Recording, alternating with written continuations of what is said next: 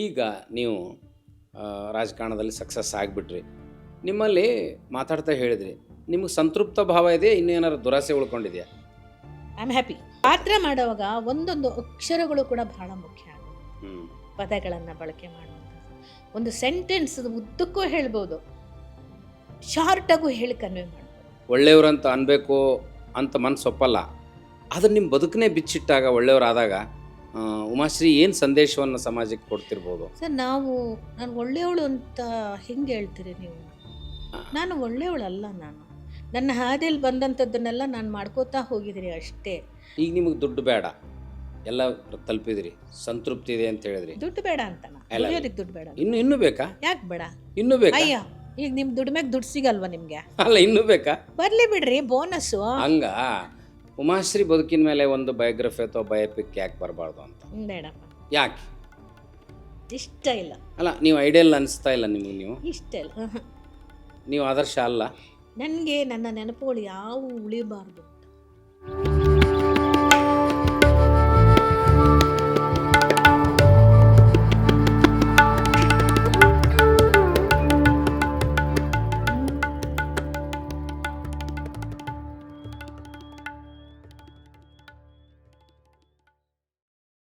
ನೀವು ಮುಖ್ಯಮಂತ್ರಿಗಳನ್ನ ಆ ರೀತಿ ಮನವೊಲಿಸಿದ್ದಿದೆಯಾ ನಿಮ್ಮ ಪ್ರತಿಭೆ ಅಂತ? ಓ ಎಸ್. ಯಾವ್ದಾದ್ರು ಪಟ್ಟು ಹಿಡಿದು ಕೆಲಸ ಮಾಡ್ಕೊಂಡು? ಅವರು ಲಾಸ್ಟ್ ಕ್ಯಾಬಿನೆಟ್ ಅಲ್ಲಿ ಎಂದೂ ಯಾರಿಗೂ ಕೂಡ ಹಿಡ್ತಾ ಹಾಕಿದ್ರಲ್ಲ, ಎಲ್ಲರಿಗೂ ಫ್ರೀಯಾಗಿ ಕೆಲಸ ಮಾಡಕ್ ಬಿಟ್ಟಿದ್ರು.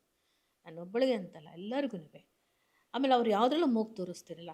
ಅದು ನಾನು ಪರ್ಫೆಕ್ಟಾಗಿ ಕ್ಲೀನಾಗಿ ಕೆಲಸ ಮಾಡ್ತಿದ್ದೀನಿ ಅನ್ನೋವಂಥದ್ದಂತೂ ಅವ್ರ ಗಮನದಲ್ಲಿ ಸದಾ ಕಾಲ ಹೋಗಿ. ಕನ್ನಡ ಮತ್ತು ಸಂಸ್ಕೃತಿ ಇಲಾಖೆನ ಅವ್ರಿಗೆ ಭಾಳ ಬೇಕಾಗಿದ್ದದ್ದು ಗೊತ್ತಿದ್ದದ್ದು. ಅವ್ರ ಗೊತ್ತಿದ್ದು ಸುತ್ತಲೂ ಇಂಟೆಲೆಕ್ಚುಯಲ್ಸ್ ಇದ್ದಾರೆ. ಸಿದ್ದರಾಮಯ್ಯ ಅವ್ರ ಸುತ್ತಲೂ 5 ವರ್ಷ ಪ್ರಶಸ್ತಿಗಳನ್ನು ಕೊಡಬೇಕಾದ್ರೆ ಕಮಿಟಿ ಮಾಡಿದ್ರು, ಇನ್ನೊಂದು ಮಾಡಿದ್ರು, ಮತ್ತೊಂದು ಮಾಡಿದ್ರು, ಎಲ್ಲ ಆಯ್ತಲ್ಲ. ಎಲ್ಲೂ ಕೂಡ ಅಪಸ್ವರಗಳು ಬರಲಿಲ್ಲ ನಮ್ಮ ಕಾಲದಲ್ಲಿ. ಅದರದ್ದೇ ಆದಂಥ ನಿಯಮಗಳನ್ನು ಹಾಕಿದ್ವಿ, ಕೋರ್ಟ್ಗೆ ಹೋಯ್ತು. ಇವತ್ತಿಗೂ ಅದೇ ನಡೀತಾ ಇದೆ. ಪ್ರಶಸ್ತಿ ಕೊಡುವ ವಿಧಾನ, ಆನ್ಲೈನ್ ಅಪ್ಲಿಕೇಶನ್ಸ್ ಹಾಕಿ ಅನುದಾನಗಳನ್ನು ಕೊಡುವಂಥದ್ದು. ಆಮೇಲೆ RTGS ನೇರವಾಗಿ ಕಲಾವಿದರಿಗೆ ದುಡ್ಡುಗಳು ಹೋಗುವಂಥದ್ದು ಮಾಡಿದೆ. ಆ್ಯಂಡ್ ಥಿಯೇಟ್ರ್ಗಳು ಇವಾಗ DC ಅಡಿಯಲ್ಲಿ ಬರ್ತಕ್ಕಂಥ ಗೌರ್ಮೆಂಟ್ ರಂಗಮಂದಿರಗಳಿಗೆ 20-15 ಸಾವಿರಗಳು ಬಾಡಿಗೆ ಕೊಡ್ತಿದ್ರು. ಎಲ್ಲ ಕಡೆಯೂ ಏಕರೂಪದ ಬಾಡಿಗೆ ನಿಗದಿ ಮಾಡಿದೆ. 2,500-3 ಸಾವಿರ ಮೇಲೆ ತೊಗೊಳ್ಳೋ ಹಾಗಿಲ್ಲ ಅಂತ ಮಾಡಿದೆ. ರಿನಿವೇಷನ್ಸಿಗೆ ನಾನು ದುಡ್ಡು ಕೊಡ್ತೀನಿ ಅಂತ ಕೊಡ್ತಿದ್ದೆ. ಆಮೇಲೆ ಪ್ರಶಸ್ತಿಗಳ ಮೊತ್ತಗಳನ್ನು ಹೆಚ್ಚು ಮಾಡಿದೆ. ಈ ತುಂಬ ಪ್ರಶಸ್ತಿಗಳನ್ನ ಹೆಚ್ಚು ಮಾಡಿದೆ. ಆಮೇಲೆ ನಿಮ್ಮ ಜಯಂತಿಗಳು, ಅಕ್ಕ ಮಹಾದೇವಿ ಆಗಲಿ, ಮತ್ತು ಕಿತ್ತೂರಾಣಿ ಚೆನ್ನಮ್ಮ ಆಗಲಿ, ನಮ್ಮ ಹೇಮರೆಡ್ಡಿ ಮಲ್ಲಮ್ಮ, ಮಹಿಳೆಯ ಶರಣೆಯರ ಯಾವ ಜಯಂತಿಗಳು ಕೂಡ ಯಾರೂ ಮಾಡಿಲ್ಲ. ಬರೀ ಪುರುಷ ಶರಣರ ಜಯಂತಿಗಳಿದು. ಈ ಥರದ್ದೆಲ್ಲ ಹೊಸದನ್ನೆಲ್ಲ ಮಾಡ್ತಾ ಹೋದೆ ನಾನು. ನಿಮ್ಮದೇ ಆದ ಏನಾದ್ರು ಥಿಂಕ್ ಟ್ಯಾಂಕ್ ಮಾಡ್ಕೊಂಡಿದ್ರಿ? ಇಲ್ಲ, ಎಲ್ಲ ನಾನೇ ಒಬ್ಬಳೆ ಕೂತು ಯೋಚನೆ ಮಾಡ್ತಿದ್ದೆ. ಅದು ಏನೋ ಗೊತ್ತಿಲ್ಲ, ನಾನು ಒಂದು ವಿಷಯವನ್ನು ತೊಗೊಂಡು ಮಾತಾಡಬೇಕು ಅಂತ ಹೇಳಿದ್ರೆ ಅದು ತಲೆಯಲ್ಲಿ ಸರಾಗವಾಗಿ ಬರ್ತಾ ಹೋಗುತ್ತೆ. ಬಹುಶಃ ಓದು ಸ್ವಲ್ಪ ಮಾಡೋದ್ರಿಂದ ಓದೋಕೆ ಶುರು ಮಾಡಿದ್ರಿ?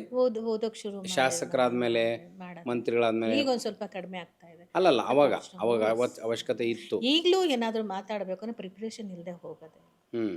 ತುಂಬ ಗಂಭೀರವಾದ ವಿಚಾರಗಳು. ನೀವು ಮತ್ತೆ ಇನ್ನೂ ಆಶ್ಚರ್ಯ ನನಗೀಗ ಆಗ್ತಾ ಇರೋದು, ಇದನ್ನೇನು ನೀವು ಭಾಳ ಲಕ್ಕಿ ಅಂತ ಹೇಳೋ ಅಥವಾ ನಿಜವಾಗ್ಲೂ ಪ್ರತಿಭಾ ಅಂತ ಹೇಳೋ, ಕಾಂಗ್ರೆಸ್ ಪಕ್ಷದಲ್ಲಿ ವಿಧಾನ ಪರಿಷತ್ತಿಗೆ ನಾಮಿನೇಟ್ ಮಾಡುವಂಥ ಸಂದರ್ಭದಲ್ಲಿ ಭಾಳಷ್ಟು ಜನ ಕಾಂಪಿಟೇಷನ್ ಇತ್ತು. ಈಗ ನೀವು ವಿಧಾನ ಪರಿಷತ್ತಿಗೆ ಮತ್ತೆ ಬಂದ್ರಲ್ಲ, ವಿಧಾನಸಭೆ ವಿಧಾನ ಪರಿಷತ್ ಆದಮೇಲೆ 3rd ಟೈಮ್ ನಿಮ್ಮ ಜರ್ನಿ ಇದೆಯಲ್ಲ, ಇದು ಹೆಂಗೆ ಸಾಧ್ಯ ಆಯಿತು ಮೇಡಮ್? ಇವತ್ತು ಎಷ್ಟು ಕಷ್ಟ ಆಗಿದೆ ನೋಡಿ, ನಾಮಿನೇಷನ್ ವಿಷಯಕ್ಕೆ ಎಷ್ಟು ಹೈಕಮಾಂಡ್ ತಡೆ ಆಗ್ತಾ ಇದೆ. ನನಗೆ ಟಿಕೆಟ್ ಕೊಡಬೇಕಾಗಿದ್ದದ್ದು ಆಗಲಿಲ್ಲ. ಅಲ್ಲಿ ಒಂದು ಮೇಲ್ವರ್ಗದ ಸಮಾಜಕ್ಕೆ ಕೊಡಬೇಕು ಅನ್ನೋಂಥ ಒತ್ತಾಸೆಗಳು ಭಾಳ ಇತ್ತು. ಮತ್ತು ನಾನು ಹೊರಗಡೆಯಿಂದ ಹೋದವಳು, ಸ್ಥಳೀಯಳಲ್ಲ ಅನ್ನುವಂಥ ಗುಲ್ಲೆಬ್ಸಿದ್ರು. ಮತ್ತು ನೀವು ಹೇಳಿದಾಗೇ ಕಾಂಪಿಟೇಟರ್, ಡಿಸ್ಟಿಕ್ಟಲ್ಲಿ ಕಾಂಪಿಟೇಟರ್, ಮತ್ತು ಇನ್ಯಾರ್ಯಾರಿಗೋ ಕಾಂಪಿಟೇಟರ್ ಆಗ್ತೀನಿ. ಎಲ್ಲ ದೊಡ್ಡ ಮಟ್ಟದಲ್ಲಿ ದೊಡ್ಡ ಒಂದು ಲೆಕ್ಕಾಚಾರಗಳು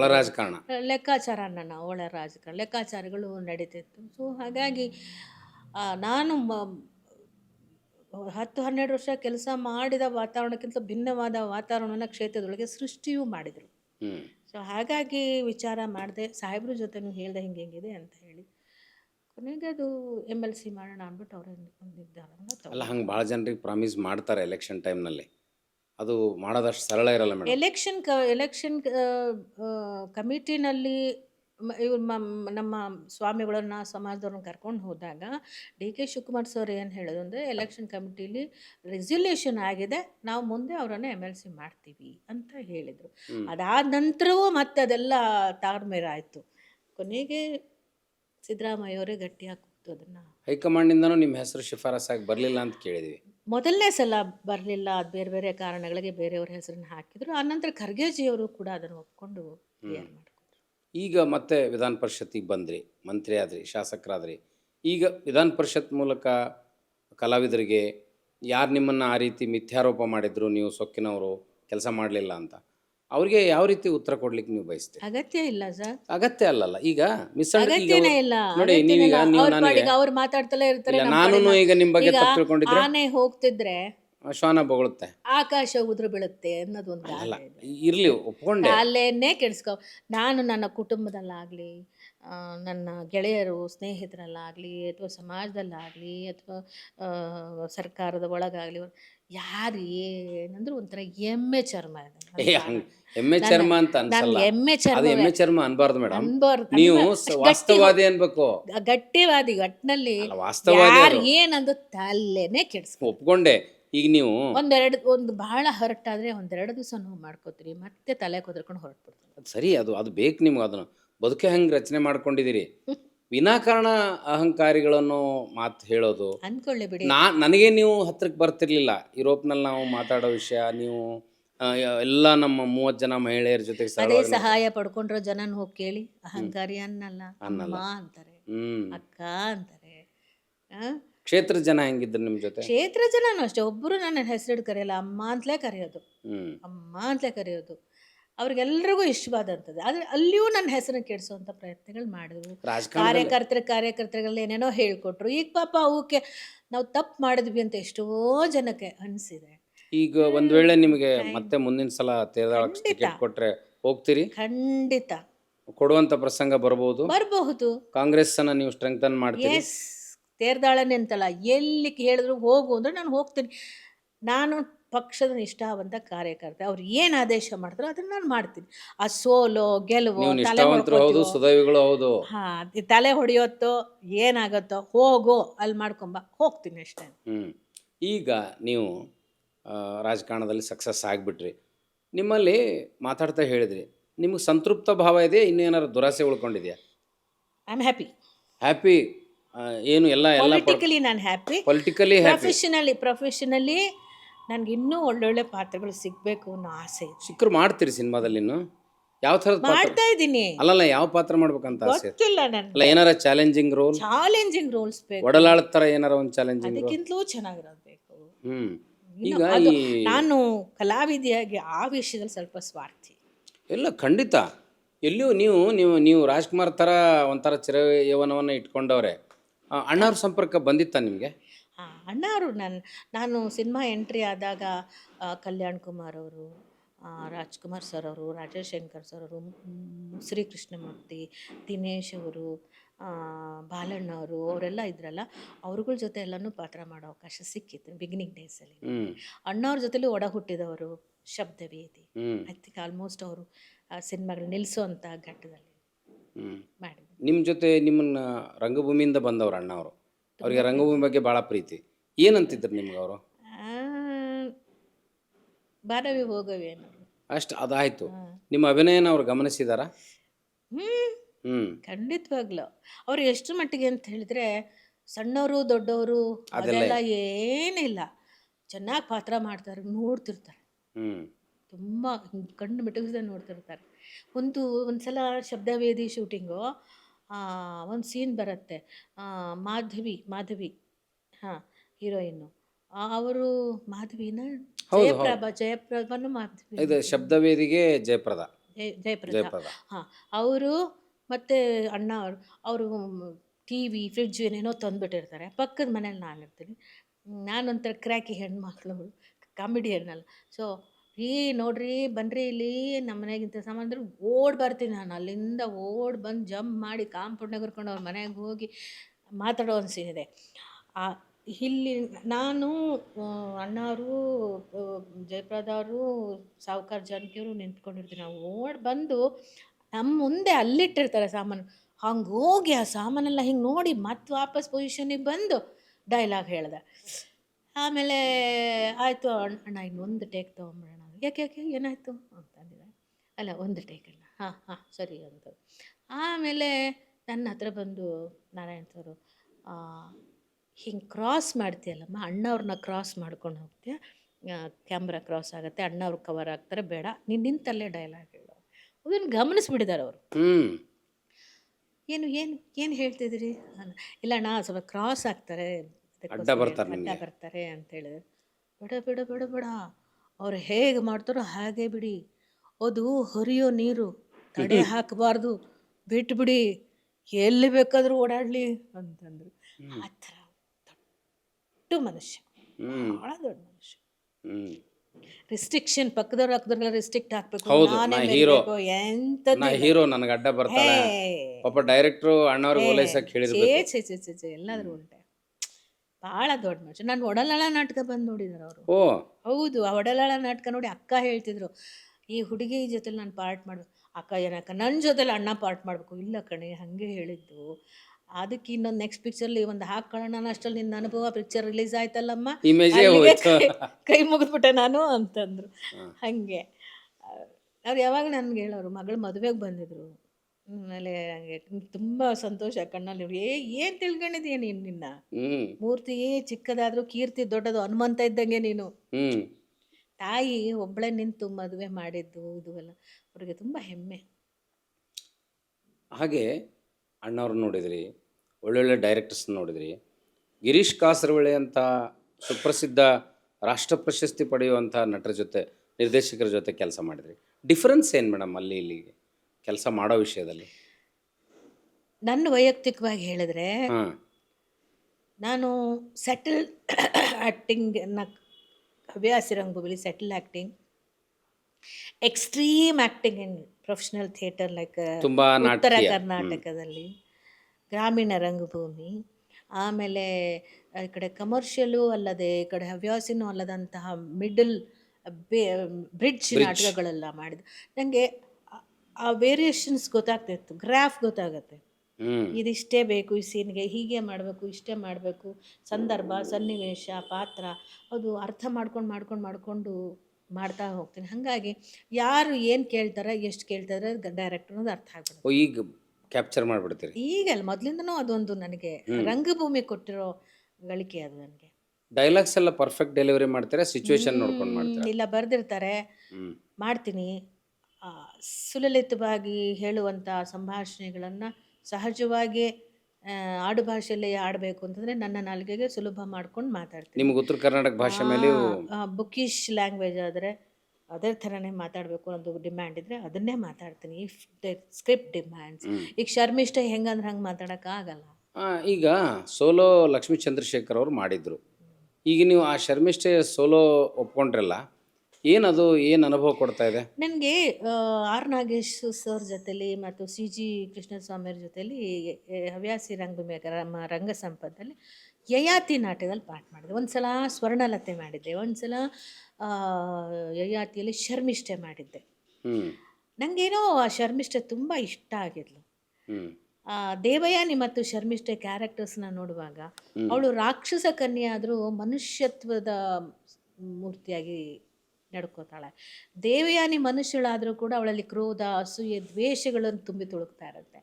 ಸೊ ನನಗೆ ಕೊನೆಯವರೆಗೂ ಯಯಾತಿ ಜೊತೆ ಉಳಿಯೋಳು ಈ ರಾಕ್ಷಸ ಕುಲದ ಕನ್ಯೆನೆ, ರಾಜಕನ್ಯೆನೆ, ಗಾಂಧರ್ವ ವಿವಾಹ ಮಾಡ್ಕೊಂಡು ಕೊನೆಯವರೆಗೂ ಉಳಿಯೋಳು. ದೇವಯಾನಿ ಉಳಿಯಲ್ಲ. ಸೊ ಆ ಕ್ಯಾರೆಕ್ಟರ್ ನನಗೆಲ್ಲೋ ಒಂಥರ ಚೆಂದ ಅನ್ನಿಸ್ತಿತ್ತು. ಅದ್ರ ಮೂಲಕ ಏನಾದರೂ ಮಾಡಬೇಕಲ್ಲ ಅಂತ. ಆವಾಗ ನಮ್ಮ ರಘುಗೆ ಹೇಳಿದ್ದೆ, ಅವನೊಂದಿಷ್ಟು ಕಥೆ ಬರೆದಿದ್ದ. ಅವನ ಕಥೆಯಲ್ಲೂ ಸ್ವಲ್ಪ ಅಂಶಗಳನ್ನು ತಗೊಂಡು, ಆಮೇಲೆ ಖಾಂಡೇಕರ್ ಅವರು ಒಂದಷ್ಟು ತಗೊಂಡು, ಆಮೇಲೆ ನಾಗೇಶ್ ಅಂತ ಒಬ್ಬರು ಅವರಿಂದ ಒಂದಷ್ಟು ಬರೆಸಿ, ನಮ್ಮ ರಮೇಶ್ ಚಂದ್ ಒಂದಷ್ಟು ಬರೆದು, ಎಲ್ಲವೂ ಕೂಡಿಸಿ ಚಿದಂಬರ ರಾವ್ ಅವರು ಒಂದು ಸ್ವಲ್ಪ ಕೂತ್ಕೊಂಡು ಬರೆದು ಎಲ್ಲನೂ ಸೇರಿಸಿ ಒಂದು ರಂಗ ವಿನ್ಯಾಸವನ್ನು ಮಾಡಿ ಶರ್ಮಿಷ್ಠೆ ನಾಟಕ. ಶರ್ಮಿಷ್ಠೆ ಬಹಳ ಚಾಲೆಂಜಿಂಗ್. ಯಾಕೆ ಅಂತಂದ್ರೆ ಸೋಲೋ ಬಂದಾಗ ನಿಮ್ಗೆ ಅಲ್ಲಿ ಏನೂ ಇರೋಂಗಿಲ್ಲ, ಯು ಆರ್ ಎವ್ರಿಥಿಂಗ್ ದೇರ್. ನೀವು ನಿಮ್ಮ ಡೈಲಾಗ್ಸ್ ಡೆಲಿವರಿ, ನಿಮ್ಮ ಭಾವಾಭಿನಯ, ಫೇಶಿಯಲ್ ಎಕ್ಸ್ಪ್ರೆಷನ್, ನೀವು perfect artist, no doubt. But ಆ ಪಾತ್ರನ ಯಾವ ಅಂಶವನ್ನು ನೀವು ಡೈರೆಕ್ಟ್ ಸ್ಪ್ಲಿಟ್ ಇದೆಯಲ್ಲ ಆ ಪಾತ್ರದಲ್ಲಿ? ನನಗೆ ಏನು ಕಷ್ಟ ಅಂತ ಇಲ್ಲ, ಕಷ್ಟ ಆಗಲ್ಲ ನಿಮಗೆ? ಆ್ಯಕ್ಟಿಂಗ್ ಅಂತ ಕಷ್ಟ ಅಲ್ಲ. ಫಸ್ಟ್ ಟೈಮ್ ನಾನು ರಂಗದ ಮೇಲೆ ಏಕವ್ಯಕ್ತಿ ನಾಟಕ ಮಾಡ್ತಾ ಇದ್ದರಿಂದ ಸ್ವಲ್ಪ ಅಂಜಿಕೆ ಇತ್ತು. ಅದು ಚಿದಂಬರರಾವ್ ಅಂತ ದೊಡ್ಡ ನಿರ್ದೇಶಕರ ಕೈ ಕೆಳಗೆ ಕೆಲಸ ಮಾಡುವಂಥದ್ದು ಒಂದು. ಆ್ಯಂಡ್ ಬೇಲೂರು ರಘುನಂದನದು ಮೆಜಾರಿಟಿ ಡೈಲಾಗ್ಗಳಿದಾವಲ್ಲ, ತುಂಬ ಗಟ್ಟಿಯಾದ ಪದಗಳ ಬಳಕೆ. ಎಷ್ಟೋ ವರ್ಷಗಳ ಮೇಲೆ ಕಲಿತಾ ಇರೋದು, ಸುಮಾರು ದಿನಗಳು ಕಲಿತೆ.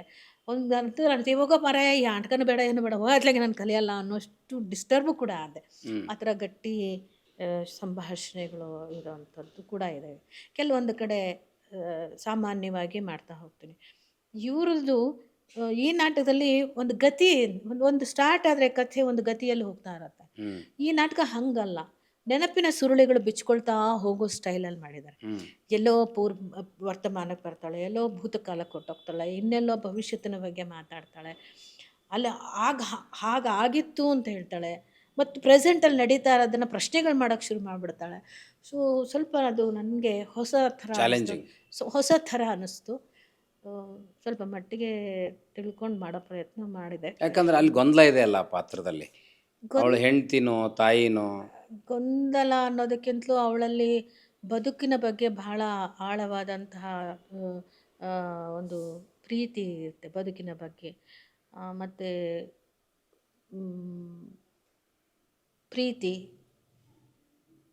ಭಾವನೆಗಳು, ಮತ್ತು ರಾಜಕನ್ಯೆಯಾಗಿಯೂ ಕೂಡ ಹೆಣ್ಣು ಮತ್ತು ಗಂಡು ಈ ತಾರತಮ್ಯಗಳು, ಜಾತಿ, ವರ್ಣಭೇದ, ಈ ಥರದ್ದೆಲ್ಲ ರಾಜಕನ್ಯಾಗಿ ಅವಳಿಗೆ ಸಹಜವಾಗಿ ರಾಜಕುಮಾರಿಗೆ ಆ ಪಾಠ ಗೊತ್ತಿರುತ್ತೆ, ರಾಜ ನೀತಿಗಳೆಲ್ಲ ಗೊತ್ತಿರುತ್ತೆ. ಅವಳು ಅದೆಲ್ಲ ದಾಸಿಯಾಗಿ ಎಲ್ಲವನ್ನೂ ಬಿಟ್ಕೊಟ್ಟು ದಾಸಿಯಾಗಿ ಬದುಕ್ತಿರ್ತಾಳೆ. ಎಲ್ಲೋ ಒಂದು ಕಡೆ ಕೊನೆಯಲ್ಲಿ ಪ್ರಶ್ನೆಗಳನ್ನು ಕೇಳುವಾಗ ಕುಟುಂಬದ ಚಿತ್ರವನ್ನು ಇಟ್ಕೊಂಡು, ರಾಜ್ಯದ ಚಿತ್ರವನ್ನು ಇಟ್ಕೊಂಡು, ಅಧಿಕಾರ, ಲೋಲುಪತೆ, ಮೋಹ, ದಾಹ, ಇದನ್ನೆಲ್ಲ ಇಟ್ಕೊಂಡು ಅಲ್ಲಿ ಒಬ್ಬ ರಾಜತಾಂತ್ರಿಕ ಹೆಣ್ಮಗಳಾಗಿ ಕೆಲವು ಪ್ರಶ್ನೆಗಳನ್ನು ಮಾಡ್ತಾಳೆ. ಹೀಗೆ ಸಮ್ಮಿಶ್ರವಾಗಿದೆ. ತಾಯಿಯಾಗಿ, ಮಗಳಾಗಿ, ದಾಸಿಯಾಗಿ, ವಿಭಿನ್ನವಾಗಿ ಅವಳ ಬದುಕಿನಲ್ಲಿ ಹೋಗಿರತ್ತಲ್ಲ, ಚೆನ್ನಾಗಿ ಆಗಿದೆ. ಅಲ್ಲಿ ಡೈಲಾಗ್ಸ್ ಬಗ್ಗೆ ಮೊನ್ನೆ ಚರ್ಚೆ ಆಯಿತು, ಪದ ಬಳಕೆ ಬಗ್ಗೆ ಸೂಕ್ಷ್ಮವಾಗಿ ಹೇಳಬೇಕಾಗಿತ್ತು ಅನ್ನೋಂಥ ಚರ್ಚೆ ಬಂತು. ಆ ಡೈಲಾಗ್ಸ್ ಬಗ್ಗೆ ನಿಮ್ಮ ಸಹಮತಿ ಪೂರ ಇದೆಯಾ? ಅದು ಪೂರಕ ಅಂತ ಅನಿಸ್ತಾ ಇದೆಯಾ? ನನಗೆ ಅದನ್ನು ಹೇಳ್ಬೋದು, ಹೇಳಕ್ಕೆ ತೊಂದರೆ ಇಲ್ಲ, ಅದನ್ನು ಆ್ಯಕ್ಚುಲಿ ನಾನು ಹೇಳ್ತೀನಿ. ಬಟ್ ರೀಚ್ ಆಗೋದಿದೆಯಲ್ಲ, ಒಂದು ಅಕ್ಷರ ಜಾಸ್ತಿ ಆದರೆ ಎಫೆಕ್ಟಿವ್, ಒಂದು ಅಕ್ಷರ ತೆಗೆದು ರಪ್ ಅಂತ ಹೇಳೋದು ನಿಮಗೆ ಹೋಗಿ ರೀಚ್ ಆಗೋದಕ್ಕೂ, ಒಂದು ಅಕ್ಷರ ಹೆಚ್ಚಿಗೆ ಹೇಳಿದಾಗ ಹೋಗಿ ರೀಚ್ ಆಗೋದಕ್ಕೂ ನನಗೆ ಆ ಟೈಮಿಂಗ್ ಸರಿಯಲ್ಲ ಅಂತ ಅನ್ನಿಸ್ತಿರುತ್ತೆ. ಮತ್ತೆ ಹೆಂಗೆ ಮ್ಯಾನೇಜ್ ಮಾಡ್ಕೊಂಡ್ರಿ? ನನಗೆ ಒಂದೆರಡು ಮಾಡಿದೆ. ನನಗೆ ಇವತ್ತಿಗೂ ಕೂಡ ಒಂದು ಪದ ಒಂದು ಅಕ್ಷರ ಜಾಸ್ತಿ ಆಗಿರೋದು ಸರಿಯಲ್ಲ ಅಂತಲೇ. ಅವ್ರಿಗೇನು ಅಂತ ಹೇಳಿದ್ರೆ, ಯಾಕೆ ಹೇಳಬಾರ್ದು ಇಂಥ ಪದಗಳನ್ನು ನಾನು? ಏನು ಅದು ಸಂಭಾಷಣೆ? ಈಗ ಪುರುನ ಕೇಳ್ತಾಳೆ. ಪುರು ಈಗ ವೃದ್ಧಾಪ್ಯವನ್ನು ಸ್ವೀಕಾರ ಮಾಡಿಬಿಟ್ಟಿದ್ದಾನೆ. ಆದರ್ಶದ ಅಮಲಿನಲ್ಲಿ ತಂದೆಗೋಸ್ಕರವಾಗಿ ತಂದೆಯ ಒಂದು ಪುರು ಶುಕ್ರಾಚಾರ್ಯರ ಒಂದು ಉಶಾಪ ಅದು. ಯಾರಾದರೂ ನಿಮ್ಮಲ್ಲಿ ಮಕ್ಕಳು ನಿನ್ನ ನಿನಗೆ ಶಾಪವನ್ನು ಸ್ವೀಕಾರ ಮಾಡಿದರೆ you will come back to the normal ಅಂತ ವಯಸ್ಸಿಗೆ. ಆಗ ಇವನು ಮುಂದೆ ಬರ್ತಾನೆ, ಯಾರು ಶರ್ಮಿಷ್ಠೆಯ ಮಗ ಪುರು ಮುಂದೆ ಬರ್ತಾನೆ, ಅವನು ಅದನ್ನು ತಗೊಳ್ತಾನೆ. ಹಾಗೆ ಇವಳು ಹೇಳ್ತಾಳೆ, ಆದರ್ಶದ ಮಣಭಾರವನ್ನು ಹೊತ್ತು ನೀನು ಚಿತ್ರಲೇಖೆ ಮತ್ತು ನನ್ನ ಕನಸುಗಳನ್ನು ನುಚ್ಚು ನೂರು ಮಾಡಿಬಿಟ್ಟೆ ನೀನು. ಮತ್ತು ವರ್ತಮಾನಕ್ಕೂ ಭೂತಕ್ಕೂ ಅಲ್ಲಿನ ಕಾಲ ಸಮಯ ಎಲ್ಲವೂ ಬೇರೆ ಬೇರೆನೇ ಆಗಿರುತ್ತೆ. ಇಂಥ ಸಂದರ್ಭದಲ್ಲಿ ನಿನ್ನನ್ನು ಯಯಾತಿಯವರನ್ನು ನಾನು ಏನು ಅಂತ ಸ್ವೀಕರಿಸಬೇಕು?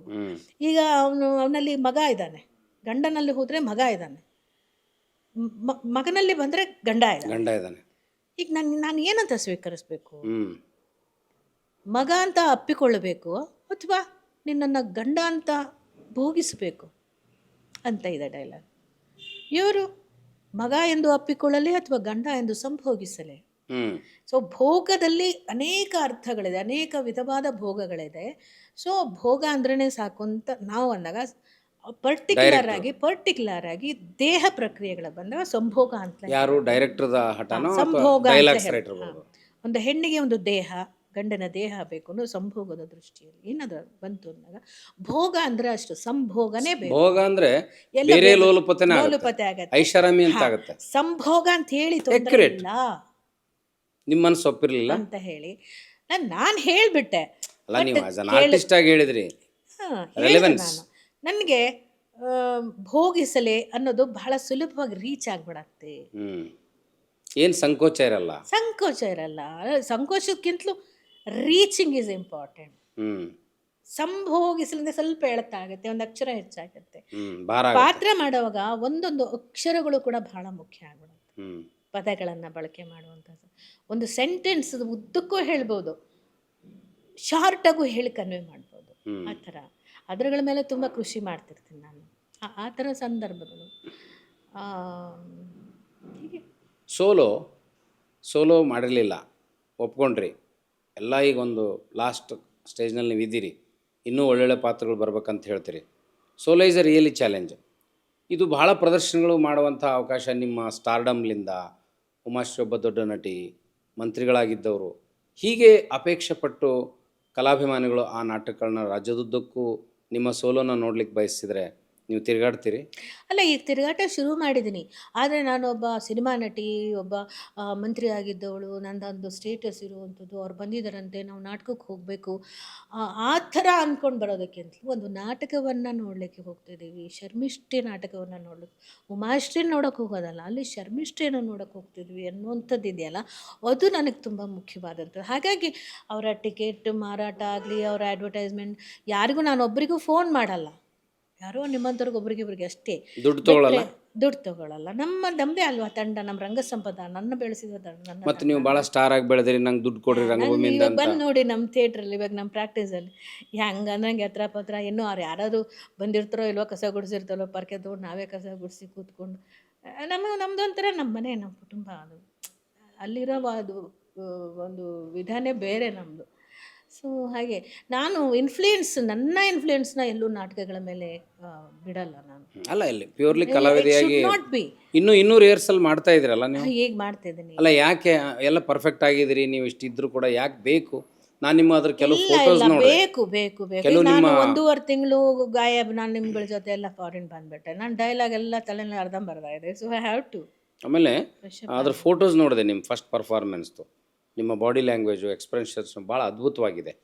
ಬಟ್ ಈಗ ನೀವು ನಮಗೇನು ಸಮಸ್ಯೆ ಮಾಡಿಡ್ತೀರಂದರೆ, ನಮ್ಗೆ ಯಾಕೆ ಬೇಜಾರಾಗ್ತಾಯಿದೆ ಅಂದರೆ, ಪುರುಷ ಪ್ರಧಾನ ವ್ಯವಸ್ಥೆಯಲ್ಲಿ ನಿಮ್ಮನ್ನು ಕೆಟ್ಟವ್ರಂತ ನಾವು ಬ್ರ್ಯಾಂಡ್ ಮಾಡಿ ಭಾಳ ಆರಾಮಾಗಿದ್ವಿ.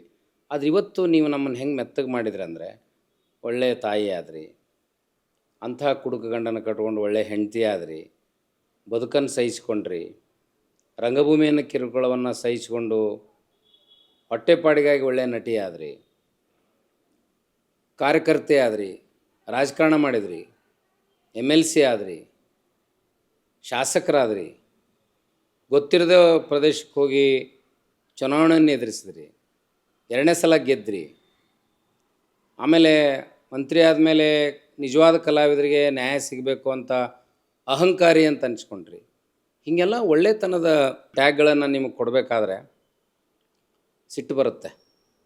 ಯಾವ ಮನುಷ್ಯರನ್ನು ನಾವು ಕೆಟ್ಟವ್ರು ಅಂತ ತಿಳ್ಕೊಂಡಿರ್ತೀವಿ, ಅವ್ರನ್ನೇ ಎದುರು ಕುಂದಿರ್ಸ್ಕೊಂಡು ಒಳ್ಳೆಯವ್ರಂತ ಅನ್ಬೇಕು ಅಂತ ಮನಸ್ಸು ಒಪ್ಪಲ್ಲ. ಆದರೆ ನಿಮ್ಮ ಬದುಕನ್ನೇ ಬಿಚ್ಚಿಟ್ಟಾಗ, ಒಳ್ಳೆಯವರಾದಾಗ, ಉಮಾಶ್ರೀ ಏನು ಸಂದೇಶವನ್ನು ಸಮಾಜಕ್ಕೆ ಕೊಡ್ತಿರ್ಬೋದು? ಸರ್, ನಾನು ಒಳ್ಳೆಯವಳು ಅಂತ ಹೆಂಗೆ ಹೇಳ್ತೀರಿ ನೀವು? ನಾನು ಒಳ್ಳೆಯವಳಲ್ಲ. ನಾನು ನನ್ನ ಹಾದಿಯಲ್ಲಿ ಬಂದಂಥದ್ದನ್ನೆಲ್ಲ ನಾನು ಮಾಡ್ಕೋತಾ ಹೋಗಿದ್ದೀನಿ ಅಷ್ಟೇ. ಅದು ಕೆಲವ್ರಿಗೆ ಇಷ್ಟ ಆಗಿದೆ, ಕೆಲವ್ರಿಗೆ ಇಷ್ಟ ಆಗಿಲ್ಲ. ಇಷ್ಟ ಆಗ್ಲಾ ಇರೋದವರು ಅಂದ್ರೆ ಭಾಳ ಒಳ್ಳೆತನ ತೋರಿಸಿನು ನಾನು ಒಳ್ಳೆಯವಳಲ್ಲ ಅಂತ ಹೇಳಿ ಇನ್ನೂ ನಮ್ಮ ತಲೆ ಭಾರ ಮಾಡ್ತೀರಿ. ಈಗ ನೀವು ದೂರದಲ್ಲಿ ನಿಂತು ನೋಡಿದಾಗ ಬೆಟ್ಟ ಹೆಂಗ್ ಕಾಣುತ್ತೆ, ಅದೇ ಹತ್ರ ಹೋದಾಗ ಹೆಂಗ್ ಕಾಣುತ್ತೆ, ಅಷ್ಟೇ ತಾನೇ ಜೀವನ ಅನ್ನೋದು. ದೂರದಲ್ಲಿ ಇದ್ದಾಗ ನಮ್ಗೆ ಇನ್ನೂ ನೀವು ಹಿಂಸೆ ಮಾಡ್ತಾ ಇದ್ದೀರಿ. ಅಲ್ಲ, ನಿಮ್ಮ ಹಾಗೆ ಬಹಳಷ್ಟು ಜನ ದೂರದಿಂದ ನಿಂತು ಉಮಾಶ್ರೀ ನೋಡಿ ಹತ್ತಿರ ಬಂದಾಗ ನನ್ನ ಅತ್ಯಂತ ಆಪ್ತರಾಗಿದ್ದಾರೆ, ಅತ್ಯಂತ ಒಳ್ಳೆ ಹಿತೈಷಿಗಳಾಗಿದ್ದಾರೆ, ಅತ್ಯಂತ ಒಳ್ಳೆಯ ಸ್ನೇಹಿತರಾಗಿದ್ದಾರೆ, ನನ್ನ ಕುಟುಂಬಕ್ಕೆ ಸದಸ್ಯರಾಗಿ ಸೇರ್ಪಡೆ ಆಗಿದ್ದಾರೆ. ಸೊ ಹಾಗೆ ದೂರದಲ್ಲಿದ್ದಷ್ಟು ಸಹಿತ ನಾನು ಕಾಣೋದೇ ಹಾಗೆ, ಹತ್ತಿರಕ್ಕೆ ಬಂದ್ರೇ ಗೊತ್ತಾಗುತ್ತೆ. ಎಲ್ಲ ವ್ಯಕ್ತಿತ್ವ ಹಂಗೆ ಮೇಡಮ್. ಎಲ್ಲ ವ್ಯಕ್ತಿತ್ವನೂ ಹತ್ರಕ್ಕೆ ಆದರೆ ಹತ್ರಕ್ಕೆ ಬಂದಾಗ ವ್ಯಕ್ತಿ ಆತ್ಮೀಯರಾಗ್ತಾರೆ. ಒಳ್ಳೆಯವ್ರು ಇದ್ದಾರೆ ಇಲ್ಲ ಅಂತ ಜಜ್ಮೆಂಟ್ ತಗೊಳ್ಳೋದು ಕಷ್ಟ ಆಗುತ್ತೆ. ನೋಡಿ, ಅಲ್ಲೂ ಕೂಡ ಸ್ವಾರ್ಥರಹಿತವಾದಂಥ ವ್ಯಕ್ತಿತ್ವಗಳಿದ್ದರಷ್ಟೇ ನನ್ನಲ್ಲಿ ಮಣೆ ಆಗುತ್ತೆ. ಉಮಾಶ್ರೀ ಹತ್ರ ಬಂದು ಸಂದರ್ಭಯೋಚಿತವಾಗಿ ಬಂದು ನಮ್ಗಳ ಜೊತೆ ಇದ್ದು ನಮ್ಮಿಂದ ಏನೋ ಪಡ್ಕೊಂಡು ಹೋಗೋರೆಲ್ಲ ನಮ್ಮ ಹಿತೈಷಿಗಳಾಗೋಕ್ಕೆ ಸಾಧ್ಯ ಆಗೋದಿಲ್ಲ. ನಮ್ಮ ಹೆಸರು, ಹಣ, ಇನ್ನೊಂದು ಮತ್ತೊಂದಕ್ಕೋಸ್ಕರ ಅದೆಲ್ಲ ನಾನು ಹೇಳೋದು. ಎಲ್ಲವನ್ನೂ ಬಿಟ್ಟು ಮನುಷ್ಯರನ್ನ ಮನುಷ್ಯರಂತೆ ಕಂಡು ಬಳಕೆ ಆಗೋದಿದೆಯಲ್ಲ, ದಟ್ ಈಸ್ ಇಂಪಾರ್ಟೆಂಟ್. ನನಗೆ ಈಗ ನೀವು ಹೇಳಿದ್ರಿ, ನೀವು ಯಾಕೆ ಮದುವೆ ಮಾಡ್ಕೊ. ಎಸ್, ಯಾಕೆ ಮಾಡ್ಕೋಬೇಕು ನಾನು ಮದುವೆ? ನನ್ನದೇ ಆದಂಥ ಒಂದು ಕುಟುಂಬ ಇದೆ, ನನ್ನದೇ ಆದಂಥ ಒಂದು ಮನೆತನ ಇದೆ, ನನ್ನದೇ ಆದ ಮಕ್ಕಳಿದ್ದಾರೆ, ಅವ್ರಿಗೆ ಮದುವೆ ಮಾಡಿಕೊಟ್ಟಿದ್ದೀನಿ. ನಮ್ಮ ಮಾವ ಇದ್ದಾರೆ, ನಮ್ಮ ಭಾವ ಇದ್ದಾರೆ, ಅವ್ರಿಗೆ ಮಕ್ಕಳಿದೆ, ತುಂಬ ಕುಟುಂಬ. ಅಲ್ಲ ಮೇಡಮ್, ನಿಮ್ ಗಂಡ ಎರಡನೇ ಮದುವೆ ಆಗಿ ಮಕ್ಕಳು ಹುಟ್ಟಿಸಿದ ಮೇಲೂ ಆ ಮಕ್ಕಳು ನೀವು ಜೋಪಾನ ಮಾಡಿದ್ರಿ ಅಂತ ಸಣ್ಣ ಶ್ರೀಗಳು ಹೇಳಿದ್ರು. ನನ್ನ ಗಂಡ ಹೇಳಿದ್ನಲ್ಲ, ನಮ್ಮ ಅತ್ತೆ ತೀರೋಗೋರ್ಗೂ ಮಾಡ್ಕೊಳ್ಳಿಲ್ಲ, ಬಿಡ್ಲಿಲ್ಲ ಅವರು. ಆ ನಂತರದಲ್ಲಿ ಅವ್ರು ಮಾಡ್ಕೊಂಡು ಹೋದಾಗ ಇದೇ ನಮ್ಮ ಭಾವ ಬಂದು, ಹೋಗು ಮದುವೆ ನಿಲ್ಲಿಸು, ಬೇಡ ಮದುವೆ ನಿಲ್ಲಿಸು ಅಂತ ಹೇಳಿದ್ರು ಕೂಡ ಒಂದೇ ಹೇಳಿದ್ದು, ನಾನೇನು ಅವ್ನು ನೆತ್ತಿ ನೋಡಿ ಎಣ್ಣೆ ಇಡ್ತೀನ, ಮೈ ನೋಡಿ ಬಟ್ಟೆ ಕೊಡ್ತೀನ, ನೀರು ಇಡ್ತೀನ, ಹೊಟ್ಟೆಗೆ ಅನ್ನ ಹಾಕ್ಕೊಡ್ತೀನ, ಆ ಜೀವಕ್ಕೆ ಆಧಾರ ಯಾರು? ವಾಹ್, ಮಾಡ್ಕೊಳ್ಳಿ ಬಿಡಿ ಅಂದ. ಈಗಲೂ ಇದ್ದಾಳೆ ಗಂಗಾ, ಬೇಕಾದ್ರೆ ಮದುವೆ ಫೋನ್ ಮಾಡಿಕೊಡ್ತೀನಿ, ಮಾತಾಡಿ ಅವಳು, ಆಯಿತಾ?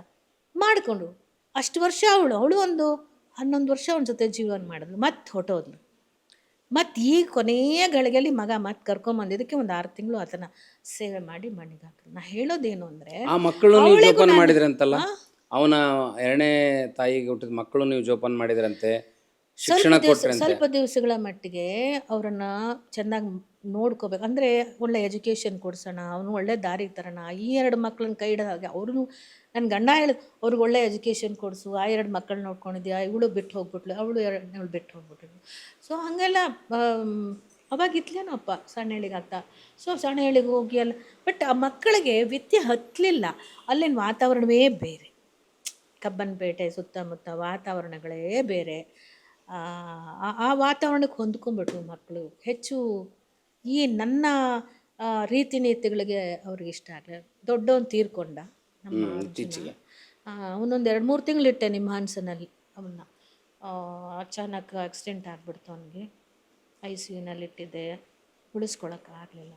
ಈಗ ನಿಮ್ಮ ಮಕ್ಕಳಿದಾರಲ್ಲ, ಮಗ ಮತ್ತು ಮಗಳು ಇಬ್ಬರು ಎಜುಕೇಟೆಡ್ ಆದರು, ನಿಮ್ಮ ಕಷ್ಟಗಳನ್ನೆಲ್ಲ ಕತೆ ಕೇಳಿದರು, ಅವರ ರಿಯಾಕ್ಷನ್ ಹೇಗಿತ್ತು? ಈಗ ಇಬ್ಬರು ಪಾತ್ರ ಏನು ನಿಮ್ಮ ಲೈಫ್ನಲ್ಲಿ? ನಾನು ಭಾಳ ಸ್ಯಾಕ್ರಿಫೈಸ್ ಮಾಡಿ ಅನ್ನಿಸ್ತದೆಯೋ ಅಥವಾ? ಇಲ್ಲ, ನನ್ನ ಮಗಳಿಗೂ ನನ್ನ ಮಗನಿಗೂ ಈಗ ವಯಸ್ಸಾಗಿದೆ. ನನ್ನ ಮಗ ಬಿಡಿ, ಮೊದಲಿಂದನೂ ಪಾಪ ಅದ್ರಿಗೆ ನನ್ನ ಬಗ್ಗೆ ಭಾಳ ಮಮಕಾರ ಇದೆ. ಅಮ್ಮ ಕಷ್ಟಪಟ್ಟಿದ್ದಾರೆ, ನಮ್ಗೆ ಸಾಕಿದ್ದಾರೆ, ನಮಗೋಸ್ಕರ ಮಾಡಿದ್ದಾರೆ, ನಮ್ಮಮ್ಮನ ಚೆನ್ನಾಗಿ ನೋಡ್ಕೋಬೇಕು, ಅದು ಇದು ಅದು ಹೇಳ್ತಾನೆ ಇರುತ್ತೆ. ಇವತ್ತಿಗೂ ಮಾಡ್ತಾಯಿದೆ ಅನ್ಬಾರ್ದು. ನನ್ನ ಮಗಳ ಹೆಂಗೆ ಅಂತಂದರೆ, ಈಗಿಂದಲ್ಲ ಮಾತು, ಈಗ ಅವಳಿಗೂ ಮಕ್ಕಳದು ಕಷ್ಟ ತಿಳುವಳಿಕೆ ಬಂದು ಈಗಿಂದಲ್ಲ. ಆಗ ಅವಳು ಹೆಂಗಂತಿದ್ದು ಅಂದರೆ, ಇಲ್ಲ ಅವಳು ಹಂಗ ಅಲ್ವೇ, ಇಷ್ಟು ಕಷ್ಟಪಟ್ಟು ಇಷ್ಟು ಸಾಕಿ ಇಷ್ಟೆಲ್ಲ ಮಾಡಿದ್ರು ಏನೇ ಇದು ಹಿಂಗೆ, ಏನು ಕಷ್ಟಪಟ್ಟೆ ಅಂತೀಯಾ? ನಿನ್ನೇನು ಕಷ್ಟಪಡು ಅಂತ ಹೇಳಿದ್ವಾ? ಇಷ್ಟು ಕಷ್ಟಪಟ್ಟು ಹಿಂಗಂತ ಅನ್ನೋದಾ? ಚಿಕ್ಕ ಹುಡುಗಿಲಿ ಕಷ್ಟಪಡು ಅಂತ ಹೇಳಿದ್ವಾ? ನಿನ್ನಲ್ಲಿಂದ ತೊಗೊಂಬ ಅಂತ ಹೇಳಿದ್ರು. ನಮ್ಮ ಅದೃಷ್ಟ ಚೆನ್ನಾಗಿತ್ತಮ್ಮ, ನಿನ್ನ ಜೊತೆಲಿ ಬಂದು ಒಳ್ಳೆ ವಿದ್ಯಾಭ್ಯಾಸ ಮಾಡಬೇಕು ಅಂತ ನಮ್ಮ ಹಣೆಯಲ್ಲಿ ಬರ್ದಿತ್ತು, ನಿನ್ನ ಜೊತೆಲಿ ಕಳಿಸಿದೆ. ಅಲ್ಲ, ನಿಮ್ಮ ತ್ಯಾಗ ಇತ್ತಲ್ರಿ, ನೀವೇ ಅಲ್ಲೇ ಬಿಟ್ಟು ಬರಬೇಕಿತ್ತು, ಯಾರನ್ನ ಕಟ್ಕೊಂಡು ಹೋಗಿದ್ರೆ ಅಲ್ಲೇ ಬಿಟ್ಟು ಬರಬೇಕಿತ್ತು. ನಮ್ಮ ಹಣೆ ಬರ ಹೆಂಗಿತ್ತು ಹಂಗಾಗ್ತಿತ್ತು. ಈ ಥರ ಎಲ್ಲ ಅವಳಂತರ ಪ್ರಾಕ್ಟಿಕಲ್ ಅವಳು. ಅದನ್ನೆಲ್ಲ ಅನಿಸ್ಕೊಂಡ್ರಿ. ಮಕ್ಕಳು ಸ್ಪೋರ್ಟಿವ್ ಆಗಿ ತಗೊಳ್ಳೋದು ಅಂದ್ರಲ್ಲಿ ಆ ಕ್ಷಣಕ್ಕೆ ನೋವಾಗಿರುತ್ತೆ. ಈಗ ನೆನಪಿಟ್ಕೊಂಡು ಏನು ಮಾಡ್ತಿರೋದನ್ನೆಲ್ಲ ಪಾಪ ಇನ್ನೋಸೆಂಟ್ಲಿ ಹೇಳಿರ್ತಾರೆ. ಅಲ್ಲ ಸರ್, ಮಕ್ಕಳು ಹಡ್ದವ್ರು ಬಿಡಿ, ಹೊರಗಡೆಯವರು ಕೂಡ ಎಷ್ಟೋ ನಮ್ಮನ್ನು ಅಂದವರು ಕೂಡ ಲಾಸ್ಟ್ ಮಿನಿಟಲ್ಲಿ ಡೆತ್ ಬೆಡ್ಡಲ್ಲಿದ್ದಾಗಲೂ ಕೂಡ ಎಕ್ಸ್ಕ್ಯೂಸ್ ಕೇಳಿದ್ದಾರೆ. ಉಮಾ, ನಾನು ನಿನ್ನಿಂದ ನಿಮ್ಗೆ ತೊಂದರೆ ಆಯ್ತು, ಕ್ಷಮಿಸ್ಬಿಡು. ಏನೋ ಗೊತ್ತಿರಲಾರ್ದೇನೋ ಅಂದಿದ್ದಾರೆ. ನಮ್ಮ ಕಲಾವಿದರಲ್ಲೇ 2-3 ಸಾರಿ ಹೇಳಿದ್ದಾರೆ. 12-15 ವರ್ಷ ಆದಮೇಲೆ ಅವ್ರಿಗೆ ರಿಯಾಲಿಟಿ ಗೊತ್ತಾದಮೇಲೆ, ಇಲ್ಲ ನಾನು ಅದೊಂದು ತಪ್ಪು ಮಾಡಿದೆ, ನಿನ್ನ ಜೀವನದಲ್ಲಿ ನಾನು ಈ ಥರದ್ದು ಮಾಡಬಾರ್ದಾಗಿತ್ತು, ನಾನು ತಪ್ಪು ಮಾಡಿದೆ ಉಮಾ, ಪ್ಲೀಸ್ ಆಗಿದ್ದಾವೆ ಇದಲ್ಲ ಜೀವನದಲ್ಲಿ. ತಲೆನೇ ಕೆಡ್ಸ್ಕೊಂಡಿಲ್ದೆ ಮುಂದಕ್ಕೆ ಅವ್ರು ಹೇಳ್ದಾಗ ಅಯ್ಯ ಬಿಟ್ಟಾಕೆ, ನಾನೇ ಯಾವತ್ತೂ ಮರ್ತು ಬಿಡ್ತೀನಿ, ನೀನು ಯಾಕೆ ತಲೆಯಲ್ಲಿ ಇಟ್ಕೋತೀಯ? ಈಗ ರಾಜ್ಕುಮಾರ್ ಫ್ಯಾಮಿಲಿ ಆಯಿತು, ವೀರಸ್ವಾಮಿ ಅವ್ರ ಮಗ ರವಿಚಂದ್ರನ್ ಜೊತೆ ನೀವು ಆ್ಯಕ್ಟ್ ಮಾಡಿದ್ರಲ್ಲ, ಅವ್ರ ಸ್ವಭಾವ, ಅವ್ರು ನಿಮ್ಮ ನಡ್ಸ್ಕೊಂಡ ರೀತಿ ಏನಿತ್ತು? He is also colourful personality. ಪಾಪ ಅದು ನಂಗೆ ಇಷ್ಟವಾದ ನಿರ್ದೇಶಕ ತುಂಬ ಜನ ಇದ್ದಾರೆ. ನಮ್ಮ ಬಾಬಣ್ಣ ಇರ್ಬೋದು, ಸಿಂಗ್ ಇರ್ಬೋದು, ಭಾಳಷ್ಟು ಜನ ಇದ್ದಾರೆ ಸಾಹೇಬ್ರು. ರವಿ ಒಂಥರ ಖಡಕ್ ದಿಲ್ದಾರ್ ಮನುಷ್ಯ, ದಡ ದಡ ದಡ ಅನ್ಬೇಕಾ ಹೇಳಬಿಡ್ತಾವ. ಆಮೇಲೆ ನಮಗೆ ಇಷ್ಟ ಆದರೆ ಕಲಾವಿದರು ಭಾಳ ಗೌರವ ಕೊಡ್ತಾರೆ, ಹ್ಮ್ ಫ್ರೀಡಮ್ ಕೊಡ್ತಾನೆ. ಪ್ರತಿ ಸಲ ತನ್ನ ಜೊತೆಲಿ ಇಟ್ಕೊಂಡು ಕೆಲಸ ಮಾಡ್ತಾನೆ. ಹ್ಮ್ ಯಾರ ಜೊತೆಯಲ್ಲಿ ದುರಾಂಕರವಿರ್ಬೇಕು ಅಲ್ಲೂ ದುರಾಂಕರವಾಗೇ ಇರ್ತಾನೆ. ಯಾರ ಜೊತೆಲಿ ಏಯ್ ಹೋಗ ಬರ ಅಂತಾರೆ ಅಲ್ಲೂ ಹಾಗೆ ಇರ್ತಾನೆ. ಒಂಥರ ಮಜಾ ಮನುಷ್ಯ. ಈಗ ನಿಮಗೆ ದುಡ್ಡು ಬೇಡ, ಎಲ್ಲ ತಲುಪಿದ್ರಿ, ಸಂತೃಪ್ತಿ ಇದೆ ಅಂತ ಹೇಳಿದ್ರಿ. ದುಡ್ಡು ಬೇಡ ಅಂತಾನ? ದುಡಿಯೋದಕ್ಕೆ ದುಡ್ಡು ಬೇಡ? ಇನ್ನೂ ಬೇಕಾ? ಯಾಕೆ ಬೇಡ? ಇನ್ನೂ ಬೇಕಾ? ಅಯ್ಯೋ, ಈಗ ನಿಮ್ಮ ದುಡಿಮೆಗೆ ದುಡ್ಡು ಸಿಗಲ್ವಾ ನಿಮಗೆ? ಅಲ್ಲ, ಇನ್ನೂ ಬೇಕಾ? ಬರ್ಲಿ ಬಿಡ್ರಿ, ಬೋನಸ್ಸು. ಹಂಗ ಆಸೆ ಇಲ್ರಿ ನಿಮಗೆ. ನಾನು ಹೇಳ್ತಾ ಇರೋದು ಆಸೆ ಇಲ್ಲ, ದುರಾಸೆ ಆಸೆನೆಲ್ಲ ಬರೋ ದುಡ್ಡಿಗೆ ಮಾತ್ರ ಇಲ್ಲ. ನಾನೊಂದು ಹೇಳ್ತೀನಿ, ಒಂದು ಅದ್ಭುತವಾದ ಆರ್ಟ್ ಫಿಲ್ಮ್ ಮಾಡುವಂತ ಅವಕಾಶ ಬೋನಸ್ ಬಂದ್ರೆ ಬೇರೆ ರೀತಿಲಿ ಬರಬಾರ್ದು, ನಾನು ದುಡ್ದಿದ್ದಕ್ಕೆ ಬರ್ತದೆ. ದುಡ್ದಕ್ಕೆ ಬರುತ್ತೆ. ಈಗ ಒಂದು ಆರ್ಟ್ ಫಿಲ್ಮ್ ಮಾಡುವಂತ ಚಾಲೆಂಜ್ ಬಂದ್ರೆ ತಗೊಂಡ್ ಮಾಡ್ತೀರಿ? ಸರ್, ಅಲ್ಲಿ ರೇಟ್ಗಳೇ ಬದಲಿ ಆಗ್ಬಿಡತ್ತೆ. ರೇಟ್ ಬೇಡ. ಖಂಡಿತವಾಗ್ಲೂ ನಾನು ಮಾಡ್ತೀನಿ. ಹೇಳ್ತಾ ಪಾತ್ರ ಇದ್ದೀನಿ. ಚೆನ್ನಾಗಿದ್ದು ಹ್ಮ್ ನೋಡಿ, ನಾನು ಕಮರ್ಷಿಯಲ್ ಪಿಕ್ಚರಲ್ಲಿ ನಾನು ತೊಗೊಳಕ್ಕೂ ಗಿರೀಶ್ ಕಾರಸರಳ್ಳಿ ಅವ್ರು ಮಾಡುವಂಥದ್ದು, ಶೇಷಾದ್ರಿ ಅವ್ರು ಮಾಡುವಂಥದ್ದು, ನಿಮ್ಮಂಥವ್ರು ಮಾಡುವಂಥದ್ದು ಅದೇ ರೇಟ್ ನಾನು ಮಾಡೋಕ್ಕಾಗಲ್ಲ. ಹ್ಮ್ ಆಯಿತಾ? ಕೆಲವೊಂದು ಸಲ ಏನು ಫ್ರೀಯಾಗಿ ಮಾಡಬೇಕೋ ಹೋಗಿ ಮಾಡಿ ಬಂದುಬಿಟ್ಟಿರ್ತೀನಿ. ಹ್ಮ್ ಕೆಲವೊಂದು ಸಲ ಯಾರೋ ಟೆಕ್ನಿಷಿಯನ್ನು ಬೆಳೆಯೋ ಹುಡುಗ ಇದ್ದ ತುಂಬ ಬಂದು ರಿಕ್ವೆಸ್ಟ್ ಮಾಡ್ಕೊಂಡ್ರೆ ಸಿಕ್ಕಾಪಟ್ಟೆ ಕಡಿಮೆಗೂ ಹೊಟ್ಟೋಗಿರ್ತೀನಿ. But rare. ನನಗೆ ಸಣ್ಣಳ್ಳಿ ಶ್ರೀಗಳು ಮತ್ತು ಕೆಲವು ಸ್ನೇಹಿತರು ಹೇಳಿದರು, ಉಮಾಶ್ರೀ ಬದುಕಿನ ಮೇಲೆ ಒಂದು ಬಯೋಗ್ರಫಿ ಅಥವಾ ಬಯೋಪಿಕ್ ಯಾಕೆ ಬರಬಾರ್ದು ಅಂತ. ಬೇಡಪ್ಪ, ಯಾಕೆ? ಇಷ್ಟ ಇಲ್ಲ. ಅಲ್ಲ, ನೀವು ಐಡಿಯಲ್ ಅನಿಸ್ತಾ ಇಲ್ಲ ನಿಮಗೆ? ಇಷ್ಟ ಇಲ್ಲ. ನೀವು ಆದರ್ಶ ಅಲ್ಲ? ನನಗೆ ನನ್ನ ನೆನಪುಗಳು ಯಾವುವು ಉಳಿಬಾರ್ದು ಅಂತ. ಇಲ್ಲ ಇಲ್ಲ ಇಲ್ಲ, ಅದು ಎಲ್ಲೋ ಒಂದು ಕಡೆ ಅದು ನನ್ನ ಮೇಲೇ ನನಗೆ ಒಂದು ಸಿಟ್ಟು, ಹಾಂಟ್ ನನ್ನ ಮಾಡುತ್ತೆ. ಮೇಲೇ ನನಗೊಂದು ರೋಷ, ನನ್ನ ಮೇಲೇ ಒಂದು ನನ್ನ ಒಂಥರ ಜಿಗುಪ್ಸೆ, ಇವೆಲ್ಲವೂ ಒಳಗಡೆ ಇದೆ. ಸೊ ಹಾಗಾಗಿ ಮೇಲ್ಗಡೆ ನಾನೆಲ್ಲ ಏನೆಲ್ಲ ಮಾಡಿದ್ರು ನನ್ನ ಒಳಗಿನ ಉಮಾಶ್ರೀ ಇದ್ದಾಳಲ್ಲ, ಅವಳು ತುಂಬ ತುಂಬ ತುಂಬ ತುಂಬ ಏನೂ ಬೇಡ ಅಂತ ಬದುಕೋ ಹೆಣ್ಮಗಳು. ನಿಮ್ಮ ಥರ ಸಂಕಟ ಅನುಭವಿಸೋ ಮಹಿಳೆಗೆ ಪ್ರೇರಣೆ ಆಗೋ ಕಾರಣಕ್ಕಾದರೂ ಬರಬೇಕಲ್ಲ. ನನಗಿಂತಲೂ ಕಷ್ಟಗಳನ್ನು ಅನುಭವಿಸಿದಂತಹ ತಾಯಿಯಂದರು ಭಾಳಷ್ಟು ಜನ ಇದ್ದಾರೆ. ನನಗೆ ಕನಿಷ್ಠ ನೀವು ಹೇಳಿದಾಗೆ ಒತ್ತೃಷ್ಟಾದರೂ ಕೈ ಹಿಡಿತು. ಪಾಪ ಅದೂ ಇಲ್ಲದೆ ನಿರ್ಗತಿಕರಾಗಿ ಇವತ್ತಿಗೂ ಕಾಲ ಕಳೆಯೋರು, ತಂದೆ ತಾಯಿಗಳು ಮಕ್ಕಳು ಎಲ್ಲವನ್ನೂ ಪಡ್ಕೊಂಡು ಅವರನ್ನು ಅನಾಥರನ್ನಾಗಿ ಮಾಡಿ ಹೋಗಿರೋರು ಎಂತೆಂಥವ್ರು ಇದ್ದಾರೆ. ಏನೋ ನನ್ನ ಅದೃಷ್ಟ ಚೆನ್ನಾಗಿದೆ, ಮಕ್ಕಳೇನೋ ಇವತ್ತಿನವರೆಗೂ ನನ್ನ ಕೈ ಹಿಡಿದಿದ್ದಾರೆ. ನನ್ನ ದುಡ್ಡು, ನನ್ನ ದುಡಿಮೆ, ನನ್ನ ಆಸ್ತಿ ಇರಬಹುದು, ಆದರೆ ನನಗೆ ಕೊಡೋ ಪ್ರೀತಿ ಭಾಳ ದೊಡ್ಡದಲ್ವ. ಕೊಡ್ತಾ ಇದ್ದಾರೆ, ಗೌರವ ಕೊಡ್ತಾರೆ. ನನ್ನ ಸೊಸೆ ವಿಶೇಷವಾಗಿ ಪಾಪ ಅವಳು ಅಷ್ಟೇ. ಬಂದು ಹೋಸ್ತ್ರಲ್ಲಿ ಯಾವುದೇ ಮನೆಗಳಲ್ಲೂ ಕೂಡ ಹೊಂದ್ಕೊಳ್ಳೋ ಸ್ವಲ್ಪ ಅವಳಿಗಾದ್ರು ನನಗಾದ್ರು ಕಷ್ಟ ಆಗತ್ತೆ. ಈಗ ಬಂದ 15 ವರ್ಷದಲ್ಲಿ, ಈ 15 ವರ್ಷದ ನಂತರದಲ್ಲಿ ಅವಳೇ ನಮಗೆ ತಾಯಿ ಆಗ್ಬಿಟ್ಟಿದ್ದಾಳೆ. ನಾವು ಅವಳನ್ನು ಮಗಳಾಗಿ ಕಂಡ್ರೆ ಅವಳು ನಮಗೆ ತಾಯಿ ಆಗ ಸಹಜನೇ ಅಲ್ವಾ. ಹಾಗೆ ಅವಳಿಗೂ ಬಂದಷ್ಟು ದಿವಸ ನಾನು ಒಂದು ಸ್ವಲ್ಪ ಘಟಾಣಿಯಾಗೆ ಕಾಣ್ತಿದ್ದೇವೆ. ಅವಳು ಹೇಳ್ಕೊಟ್ಟು, ಉಮಾಶ್ರೀನ ಅವ್ರ ಅತ್ತೆನ, ಅಯ್ಯೋ ಅವಮ್ಮ ಹಂಗೆ ಅಯ್ಯಾಳಿ ಹುಷಾರಾಗಿರು ಹೇಳ್ಕೊಟ್ಟಿರ್ಬೋದು, ಅದ್ರ ಭಯನೂ ಅದಕ್ಕಿದ್ದಿರ್ಬೋದು. ಬಟ್ ಅದು ಬಂದು ಮನೆ ಒಳಗಡೆ ನಮ್ಮ ಜೊತೆ ಪಳಗಿದ ನಂತರ ಅಮ್ಮ ಅದಲ್ಲ, ಅಮ್ಮ ಒಂಚೂರು ಕಟ್ಕು ಪಟ್ಕು ಅನ್ನತ್ತೆ, ಆಮೇಲೆ ಮತ್ತದು ಮಗು ಆದಂಗೆ ಆಗತ್ತೆ. 2 ನಿಮಿಷದ ಕತೆ ಅವಕ್ಕೂ ಅರ್ಥ ಆಗೋಗ್ಬಿಟ್ಟಿದೆ. ಈಗ ನಮ್ಮಲ್ಲಿ ಅವನೇ ನನಗೆ ತಂದೆ, ಇವಳೇ ನನಗೆ ತಾಯಿ. ಓಕೆ, ಅಷ್ಟರ ಮಟ್ಟಿಗೆ ನನ್ನನ್ನು ಜೋಪಾನ ಮಾಡ್ತಾರೆ. ಈಗ ಬಯೋಪಿಕ್ ಬೇಡ ಅಂದ್ರಿ, ಬೇರೆಯವ್ರಿಗೆ ಆದರ್ಶ ಈ ಥರ ಕೆಟ್ಟ ಬದುಕು ಬರಬಾರ್ದು ಅಂತ ಹೇಳಿದ್ರಿ. ಇದೆಲ್ಲ ಒಳ್ಳೆತನದ ಜೊತೆಗೆ ಈಗ ಈ ನಿಮ್ಮ ಸೋಲೋ ಇಟ್ಕೊಂಡು ಮತ್ತೊಮ್ಮೆ ನೀವು ಕಲಾವಿದೆಯಾಗಿ ರಾಜ್ಯ ತಲುಪ್ತಾ ಇದ್ದೀರಿ. ಆಮೇಲೆ ಒಬ್ಬ ಸೆಲೆಬ್ರಿಟಿಗೆ ಏನು ಕಾಣಬೇಕೆಲ್ಲ ಕಂಡುಬಿಟ್ರಿ. ವೀಕೆಂಡ್ ವಿತ್ ರಮೇಶ್ದಲ್ಲಿ ಬಂದ್ರಿ, ದೊಡ್ಡ ದೊಡ್ಡ ಸಂದರ್ಶನಗಳು ಬಂದು ಮುಕ್ತವಾಗಿ ಮಾತಾಡಿದ್ರಿ. ಹಳೆಯ ದಿನಗಳನ್ನು ಒಂದು ಸ್ಥಾನಕ್ಕೆ ಹೋದ್ಮೇಲೆ ಮೆಲುಕು ಹಾಕಕ್ಕೆ ನಾವು ಮನಸ್ಸು ಮಾಡಲ್ಲ, ನೀವು ಮಾಡ್ತಾ ಇದ್ದೀರಿ. ನೋಡಿ ಸರ್, ನನ್ನ ಮನಸ್ಸಿನಲ್ಲಿ ಯಾವಾಗ ನನಗೆ ಬೇಕಾದಂಥ ಕನಸಿನ ಬದುಕು ಸಿಗಲಿಲ್ಲ, ನನ್ನ ಕನಸಿನ ಬದುಕು ಸಿಗಲಿಲ್ಲ. ನನಗೆ ಭಾಳ ಮುಖ್ಯವಾಗಿ ಬೇಕಿದ್ದದ್ದು ಒಂದು ಕುಟುಂಬ, ಒಂದು ಗಂಡ, ಬೆಚ್ಚನೆಯ ಮನೆ, ಏನೋ ನನ್ನನ್ನು ಪ್ರೀತಿಸುವಂಥ ದೊಡ್ಡ ಹೃದಯ, ಜೀವ, ಅದನ್ನು ನಾನು ಭಾಳ ಬಯಸಿದ್ದೆ. ಅದು ಯಾವಾಗ ನನಗೆ ಸಿಗಲಿಲ್ಲ, ಐ ಕೇಮ್ ಟು ನೋ, ನಾನು ಭಗವಂತ ನನ್ನನ್ನು ಸೃಷ್ಟಿ ಮಾಡೋದು ಆ ಕೆಲಸಕ್ಕಲ್ಲ. ನನ್ನನ್ನು ಸೃಷ್ಟಿ ಮಾಡೋದು ನಾನು ನನ್ನ ಸುತ್ತಮುತ್ತಲಿನ ಜನಕ್ಕೋಸ್ಕರ ಬದುಕಬೇಕು, ಅವರನ್ನ ಕೈ ಹಿಡಿಬೇಕು, ಅವರನ್ನು ಕಾಪಾಡಬೇಕು. ಅದು ಕುಟುಂಬದಲ್ಲಿರ್ಬೋದು, ಸಾಮಾಜಿಕವಾಗಿರ್ಬೋದು, ಏನೇ. ಅಷ್ಟಕ್ಕೆ ನನ್ನನ್ನು ಭಗವಂತ ಸೃಷ್ಟಿ ಮಾಡೋದು, ನಾನು ಅಷ್ಟನ್ನು ಮಾಡ್ಕೋತಾ ಹೋಗಬೇಕು ಅಂಥೇಳಿ ಅದನ್ನೆಲ್ಲ ಕಟ್ಟಿ ಮೂಲೆಯಲ್ಲಿ ಇಟ್ಟುಬಿಟ್ಟಿರೋದ್ರಿಂದ ಇನ್ನು ಮಿಕ್ಕಿದ್ದು ಯಾವುದೋ ನನಗೆ ಬೇಡವಾಗ್ಬಿಟ್ಟಿದೆ. ಸೊ ಅದು ಮುಖ್ಯ ನನಗೆ. ಮಗಳಾಗ್ಬಿಟ್ಟಿದೆ, ಇಲ್ಲಿ ಬಂದೆ. ತಂದೆ ತಾಯಿಗಳ ನನ್ನ ಜವಾಬ್ದಾರಿ. ಗಂಡ ಬೇಡ ಅಂತ ಹೇಳಿದ್ರು ತಂದೆ ತಾಯಿಗಳನ್ನು ದೂರ ಮಾಡೋಕ್ಕಾಗಲ್ಲ. ಒಬ್ಬಳೇ ಮಗಳು ತಂದಿದ್ದಾರೆ, ದತ್ತುಪುತ್ರಿ. ಸಾಯುವ ಕೊನೆಯ ಕಾಲದಲ್ಲಿ ಯಾರೂ ಇಲ್ಲದೆ ಅನಾಥರನ್ನು ಮಾಡೋಕ್ಕಾಗತ್ತಾ? ಅವರಲ್ಲಿ ಯೋಗಕ್ಷೇಮ ನೋಡಿ ಅವ್ರ ಮಣ್ಣಿಗೆ ಹಾಕೋ ಕರ್ತವ್ಯ ನಂದಲ್ವಾ? ಸೊ ಅಲ್ಲಿ ಮಗಳಾಗಿ ಅವರು ನನ್ನ ತಂದೆಗೆ ಒಳ್ಳೆ ಮಗಳಲ್ಲ, ಒಳ್ಳೆ ಮಗಳೇ ಅಂತ ಅನಿಸ್ಕೊಂಡೆ. ಆಯಿತಾ? ಒಬ್ಬ ಅತ್ತೆಗೆ ಇವತ್ತಿಗೂ ನಮ್ಮ ಕುಟುಂಬಕ್ಕೆ ಅವ್ರ ತಲೆ ತಗ್ಸುವಂಥ ಕೆಲಸ ನಾನೇನು ಮಾಡಿಲ್ಲ. ನನ್ನ ಮನೆತನದ ಇವತ್ತಿಗೂ ನಮ್ಮಮ್ಮ, ನಮ್ಮ ಚಿಕ್ಕಮ್ಮ, ನಮ್ಮ ಅತ್ತೆ ಹೆಮ್ಮೆಯಿಂದ ಅಮ್ಮ ಎಲ್ಲರಿಗೂ ಪ್ರೀತಿಯಿಂದ ಕಾಣ್ತಾರೆ ನನ್ನ. ಸೊ ಅಲ್ಲೂ ಕೂಡ ಅದನ್ನು ಮಾಡಬೇಕಾಯ್ತು. ಮನೆ, ಇಲ್ಲಿ ತಾಯಿಯಾಗಿ ನಾನು ನನ್ನ ಗೌರವವನ್ನು ಉಳಿಸ್ಕೋಬೇಕು. ಇಲ್ಲಿ ಎಂದೂ ನನ್ನ ಮನೆ ಒಳಗಡೆ ಯಾರೂ ಸಹ ಇದುವರೆಗೂ ಕೂಡ ಅನಾವಶ್ಯಕವಾಗಿ ಯಾರ ಎಂಟ್ರಿನೂ ಇಲ್ಲ ನಮ್ಮ ಮನೇಲಿ. ಅದು ಬೇರೆ ಬೇರೆ ಕಾರಣ. ನಾಟಕದವರು, ಸಿನಿಮಾದವರು, ಅಕ್ಕಪಕ್ಕದವ್ರು ನೋಡ್ತಾರೆ, ದಿನ ಬೆಳಗ್ಗೆ ಯಾರು ಗಂಡಗಸರು ಬರೋದು ಹೋಗೋದು, ಇಸ್ಪೀಟು, ಇನ್ನೊಂದು ಮತ್ತೊಂದು, ಅದನ್ನೆಲ್ಲ ವಾತಾವರಣಗಳನ್ನು ಚೇಂಜ್ ಇರುತ್ತಲ್ವಾ, ಹವ್ಯಾಸಗಳು, ಬಿಂದಾಸ್ ಲೈಫ್, ಆ ಥರದ್ದೆಲ್ಲ ನಾನು ಮಾಡಿಕೊಳ್ಳೇ ಇಲ್ಲ. ಪ್ರತಿಯೊಂದೂ ಸಾಮಾಜಿಕ ಚೌಕಟ್ಟಿನಲ್ಲೇ ಬಂಧಿಸಿ ಬಂಧಿಸಿ ಬಂಧಿಸಿ ಕುಚ್ಚಳಾಗಿ ಬದುಕ್ಬಿಟ್ಟೆ ನಾನು. ನನ್ನ ಮಕ್ಕಳನ್ನೂ ಕೂಡ ಹಾಗೆ ಕುಚ್ಚಳಾಗಿ ಬದುಕಿಸ್ಬಿಟ್ಟೆ.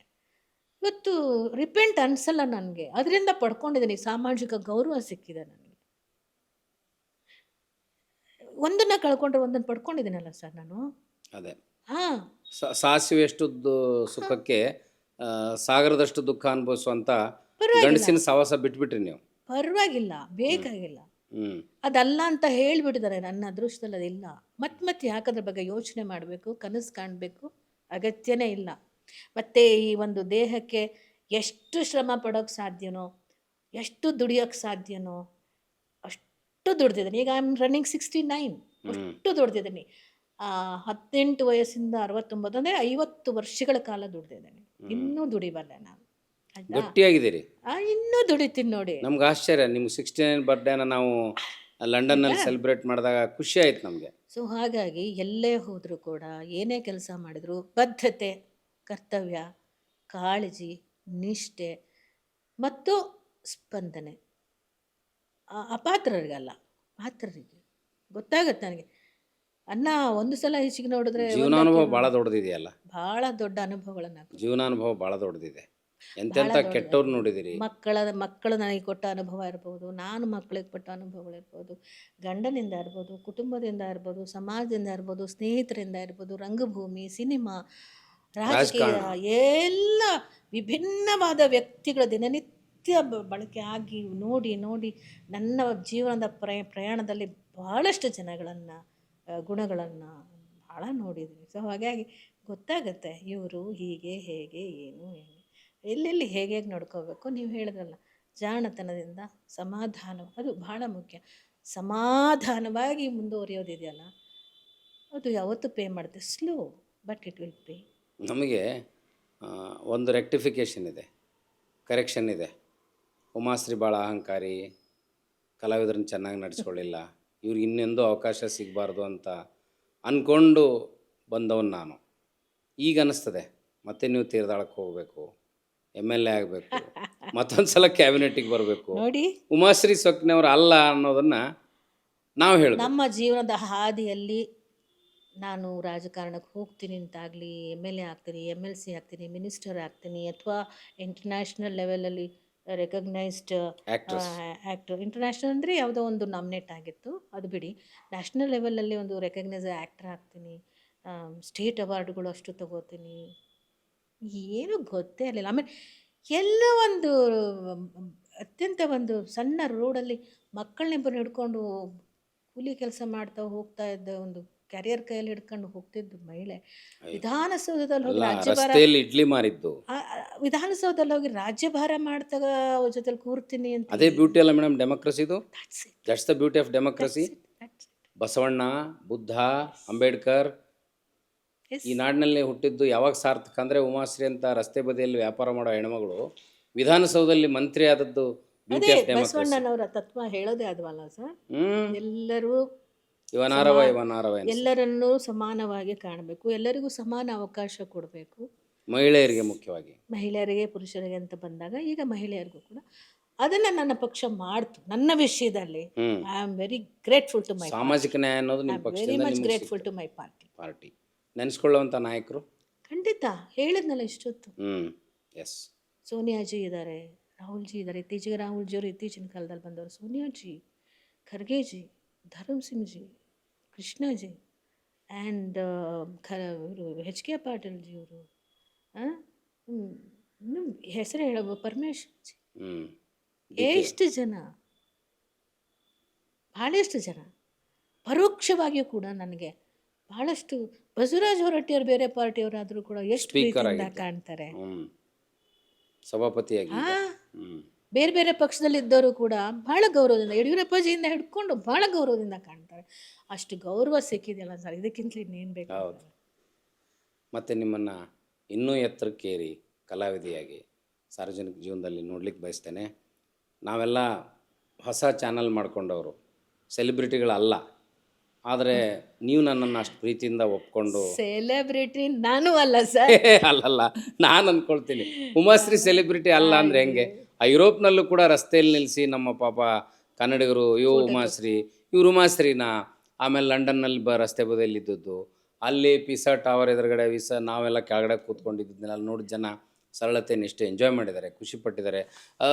ನನಗೆ ಒಬ್ಬ ವ್ಯಕ್ತಿಯ ಇನ್ನೊಂದು ಅದ್ಭುತವಾದ ಮುಖವನ್ನು ತೋರಿಸ್ಲಿಕ್ಕೆ ಇದು ಬೆಸ್ಟ್ ಪ್ಲ್ಯಾಟ್ಫಾರ್ಮ್ ಅಂತ ಅನ್ನಿಸ್ತು, ಐಡಿಯಲ್ ಅಂತ ಅನ್ನಿಸ್ತು. ಸಂಘಜೀವಿಯಾಗಿ ಬೆಳೀತಾ ಹೋದಾಗ, ಸಂಘಟನಾತ್ಮಕ ಒಂದು ವಿಚಾರಗಳನ್ನು ಮೈಗೂಡಿಸ್ಕೊಂಡಾಗ ಎಲ್ಲರ ಜೊತೆ ಬೆರೆಯೋದನ್ನು ರಂಗಭೂಮಿ ಹೇಳ್ಕೊಡ್ತಲ್ಲ.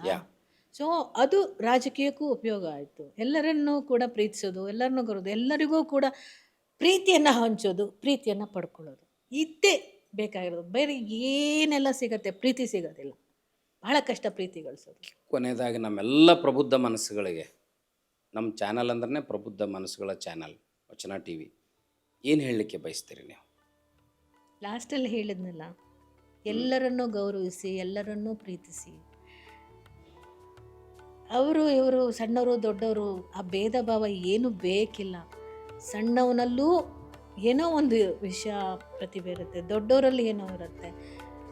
ಎಲ್ಲರೂ ಬದುಕೋದು 4 ದಿನಗಳು ಅಷ್ಟೇ. ಇಲ್ಲಿ ಎಲ್ಲ ಬಿಟ್ಟು ಹೋಗ್ತೀವಿ. ಹೆಚ್ಚು ಪ್ರೀತಿಸಿ, ಹೆಚ್ಚು ಗೌರವಿಸಿ, ಎಲ್ಲರನ್ನೂ ನಿಮ್ಮವರನ್ನಾಗಿಸ್ಕೊಂಡು, ಅಷ್ಟೇ ಹೇಳೋದು. Thank you madam. ನಮಸ್ಕಾರ. ನಮಸ್ಕಾರ. ಶರಣ.